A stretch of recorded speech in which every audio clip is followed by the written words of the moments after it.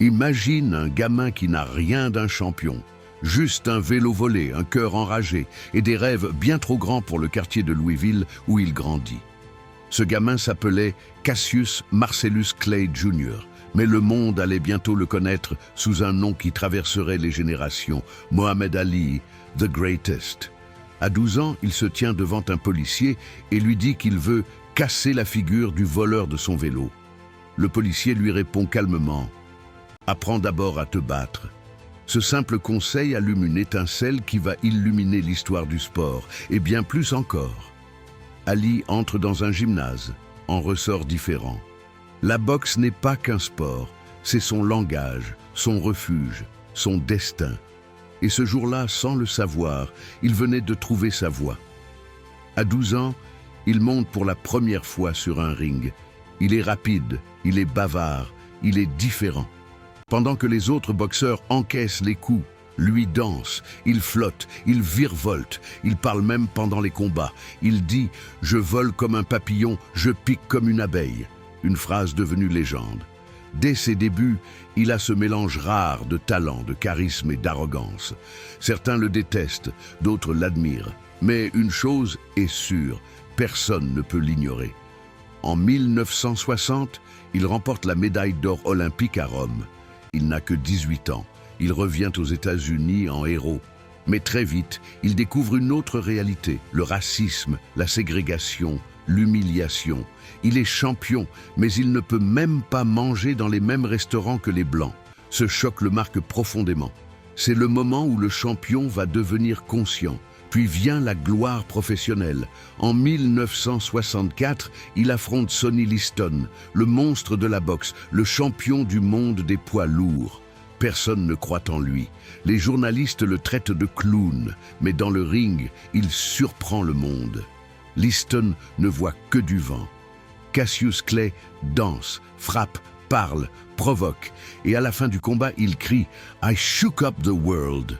J'ai secoué le monde. Il devient le plus jeune champion du monde poids lourd à l'époque. Et quelques jours plus tard, il fait une annonce qui choque l'Amérique blanche. Il se convertit à l'islam et prend le nom de Mohamed Ali. Ali, désormais, n'est plus seulement un boxeur. Il est un symbole. Un homme noir, fier, libre, croyant, qui refuse de se plier aux règles d'une société raciste.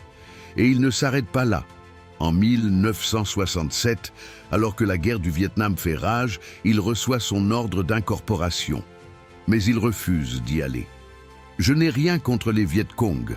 Aucun Viet Cong ne m'a jamais traité de nègre. » Cette phrase devient un tremblement de terre. Les autorités américaines le privent de son titre, lui retirent sa licence et le condamnent à la prison. Mais il tient bon. 3 ans sans ring. 3 ans où il devient plus qu'un boxeur, une voix pour les opprimés. Mais Ali reste droit. Je préfère perdre tout ce que j'ai plutôt que de trahir mes convictions. Il a 25 ans, il est au sommet de sa gloire et il perd tout, sauf son âme. Mais il devient plus grand encore.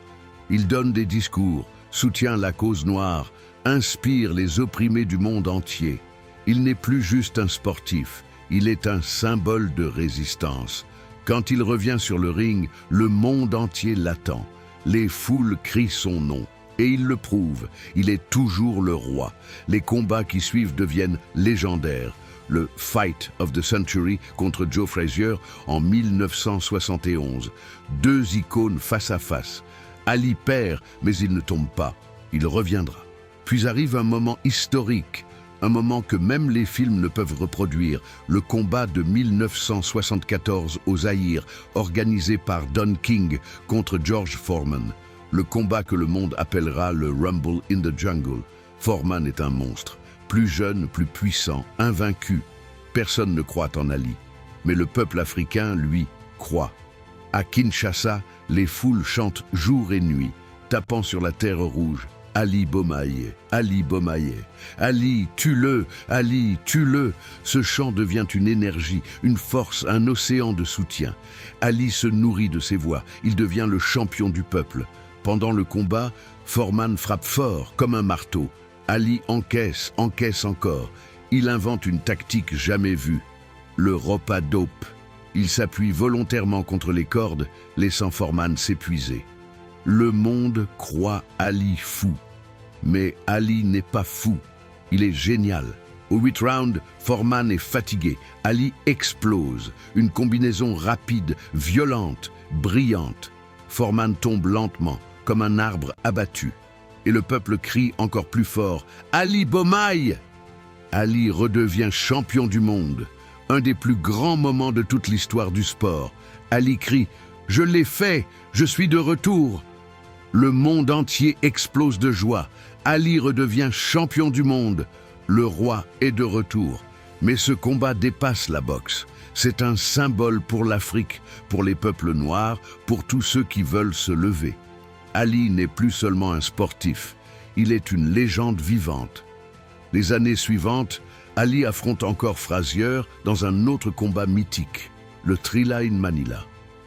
Un combat si violent, si intense, qu'Ali dira « C'était le plus proche que j'ai été de la mort ». Deux guerriers qui refusent de tomber, deux légendes forgées dans la chaleur infernale des Philippines. Puis le temps finit par rattraper le champion. Il continue à se battre encore plusieurs années. Il perd, il gagne, il vieillit. Mais à chaque combat, il garde cette flamme. Il dit « Impossible n'est rien ». Celui qui n'a pas le courage de prendre des risques ne réalisera jamais rien. Puis un jour, son corps commence à le trahir. Les tremblements, la lenteur, la maladie de Parkinson.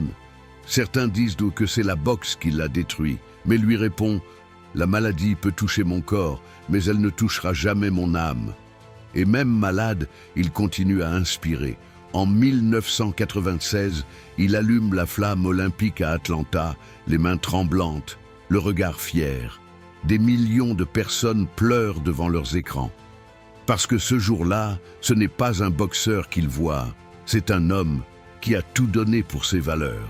Mohamed Ali, ce n'était pas seulement la force d'un poing, c'était la force d'une parole, d'une conviction, d'un cœur. Il a combattu sur le ring, mais aussi dans la société, dans la foi, dans l'histoire. Il a prouvé qu'on pouvait être champion du monde et champion de la conscience. Quand il meurt en 2016, le monde entier s'arrête, des présidents, des enfants, des anciens adversaires. Tous saluent la même chose, un homme qui a osé être libre. Aujourd'hui encore, son nom résonne, « I am the greatest ». Mais ce n'était pas de l'arrogance, c'était une affirmation de dignité dans un monde qui voulait le faire taire. Ali a dit « Je suis le plus grand ». Pas parce que je suis meilleur que les autres, mais parce que je crois en moi quand personne d'autre ne le fait. Alors, si tu doutes, souviens-toi de lui. Souviens-toi du garçon qui s'est mis à boxer parce qu'on lui a volé son vélo. Souviens-toi de l'homme qui a préféré perdre des millions plutôt que son intégrité. Souviens-toi du champion qui a transformé la douleur en puissance, la peur en fierté et la boxe en poésie. Parce que Mohamed Ali, ce n'était pas seulement un boxeur, c'était une révolution en gants de cuir. Si cette histoire t'a inspiré, abonne-toi, like la vidéo et partage-la. Parce que se rappeler d'Ali, c'est se rappeler que la grandeur commence toujours par un acte de courage.